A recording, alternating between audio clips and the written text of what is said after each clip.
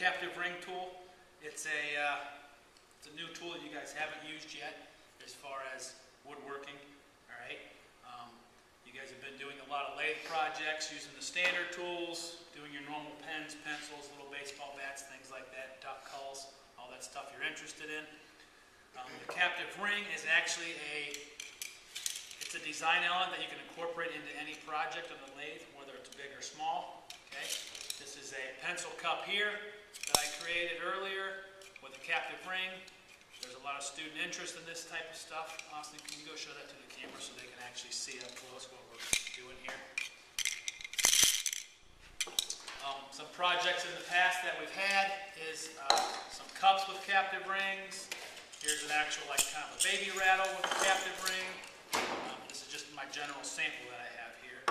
And in a different class than you guys are doing right now, we have a table like this that a student is creating with the captive ring on. Okay? Sometimes the captive ring is actually part of the project. Okay? It's not a design element, it actually has a function. If this was a baby rattle, it would be part of the function itself. Okay? Other times the captive ring is there primarily just for a decoration, but it does have a purpose. All right? So Dave, what do you think that purpose might be? A lot of people could wonder how you got it on there. Right. So people are going to be like, how did you get that on there? And if you don't actually get it on there, you make it on there, which is kind of the trick, which kind of stirs up a lot of interest for other people. Why else might you like to put captive rings on your projects? Austin, what do you think? Maybe just for design, just to look. It's a design. How about if you were going to sell something like that? You think people would be more interested to buy it if you actually had something like that on there? Definitely. Versus just a cup? Okay. And I've actually seen these on some pens and stuff like that. You can actually do it on a pen, little tiny ones. We actually have some tools. Okay. So, to make the captive ring, okay, depending on what you're going to make it on, obviously you're going to start with a piece of wood. For today, just for sample purposes, I just started with a little simple piece of wood like this. I'm not really making anything as far as an object of a cup or a pen cup or anything like that. What I am making is just a simple turn piece that I already did prior to the class, and I'm going to make a couple different sizes of captive rings for you guys to practice with. So after I do it, I'm going to give you your own piece of wood. You're going to go to one of the other lathes a little later in the day here, and you're going to create your own captive rings before you would actually attempt to make it on an actual object. Because wood being unstable, sometimes things are going to happen. Might happen when I do it today. Sometimes the rings crack and break apart. As the wood dries, it distorts, things of that nature. So the general rule is if you want to have 3 captive rings on your project, you should probably try to make 6. Because about 50% of the time, they kind of crack and blow apart. All right? So what you need to get started, you need your normal traditional lathe tools here that you guys have been using. You also need a larger parting tool, piece of tape, a little piece of sandpaper, which we always have handy, and then some sort of a metal scale, pencil, and then we have the captive ring tools here. The school bought these for us last year. There's 4 captive ring tools here and then 1 here that I made. Basically, the captive ring tools are sized to a specific size ring that you want to make. Meaning like this one's a little small, that's about 1/4 inch wide. Some of the larger parts back here, that's about 1/2 inch wide. So depending on what size ring you want, you have to use that specific tool, which is where the ruler comes in. All right.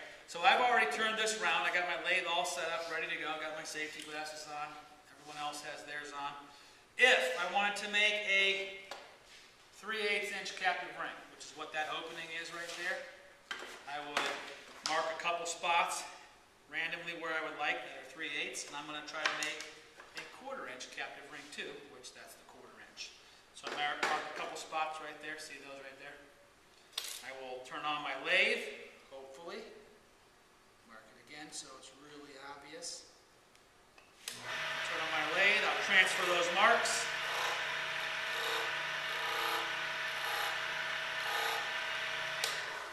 See how I did that? Save you some time. And I'm going to take my large parting tool and just clear the stock away from it. If you were making a wine glass or a little baseball bat with captive rings on it, something like that, it would be the same process. here.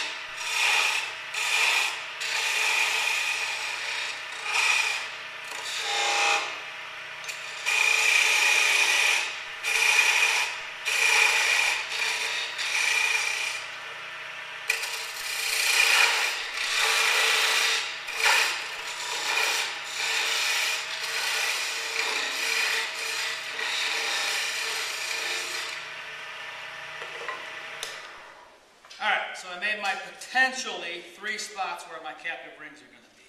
And you'll notice that the captive ring tool sits right there. See that, Dave? Yep. Now it's the exact same size. And the smaller version fits on the smaller captive ring that I made. Okay.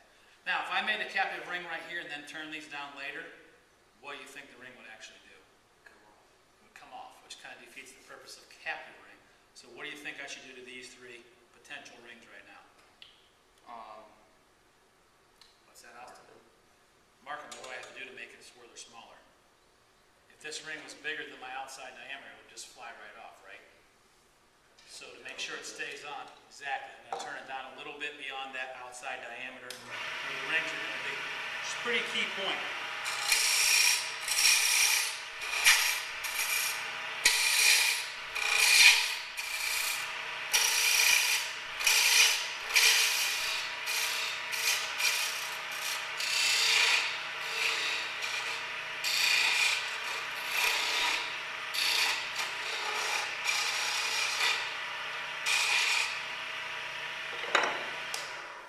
Okay, so my outside diameter on the ring is smaller than the outside diameter on the rest of the part, so I know it'll stay captive when I do it.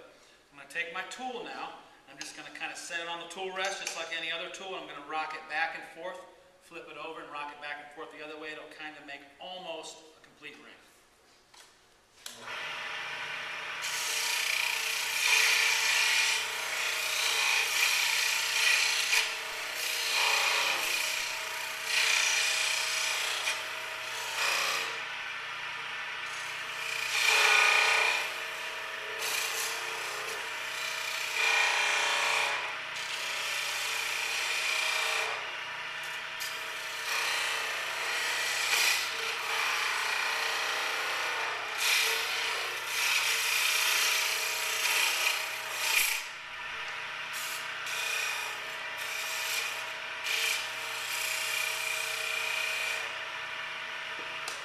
So I did that one there. I'm going to roughen the smaller one, just in case that one blows up.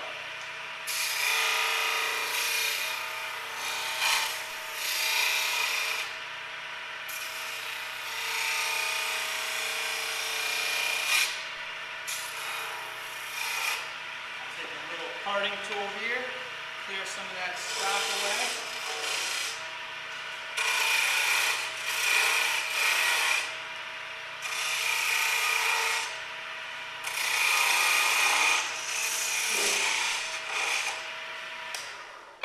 Okay, so I got the 2 rings here. They're almost ready to come off. They're close to being turned all the way around. What do you think I should do now before I turn them off? Sand. Why? Because if you turn them off first, you'll have to hold it and sand them while the lathe isn't on.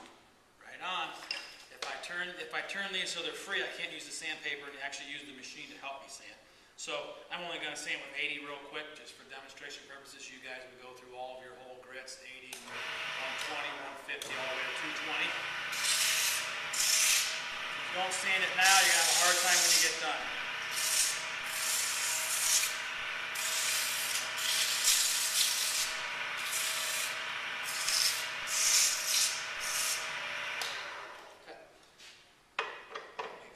tool rest on. We never sand with our tool rest on.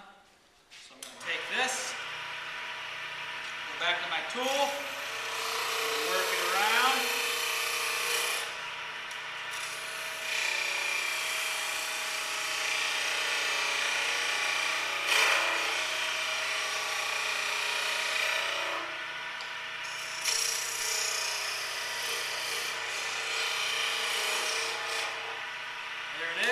The ring, as you can see, it goes back and forth.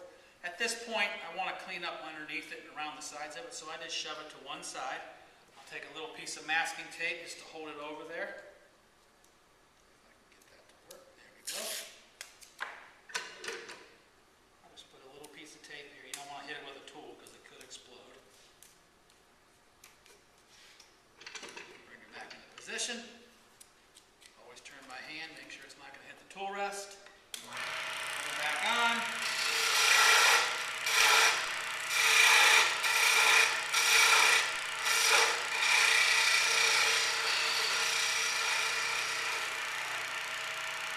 There we go. I can take the tape off now. Move to the other side.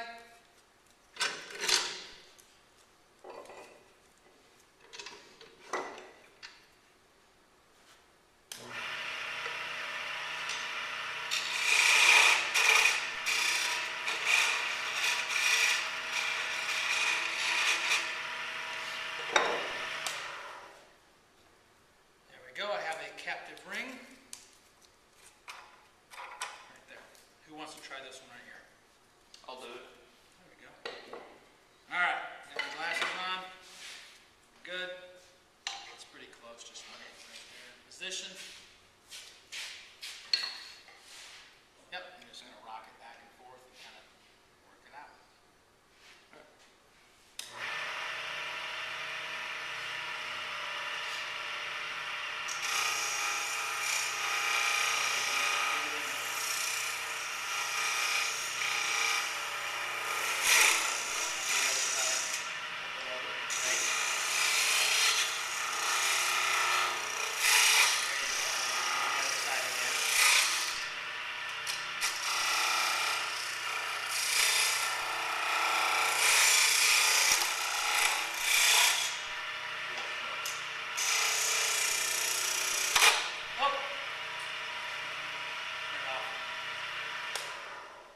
That's good. That happens. That's why you have to make, sometimes we say if you want 3 rings, at least try to make 4 or 5 because sometimes they crack. Wood's an unstable source. Plus it's a skill set. So you got to follow the steps, and after you do a couple, you'll get used to it. It's a lot easier, which is why I'm going to give you a practice piece that you're going to do right now. And you'll turn a couple captive rings before you actually try to pull one off on a project that you're going to keep. But remember, you can put them on any project that you want. All right? It's a pretty neat little design element. It's pretty interesting. A lot of people have a lot of interest in that right there. So that is a captive ring. You guys have any questions? Nope. I think so. All right. I will give you your stuff and you can get started.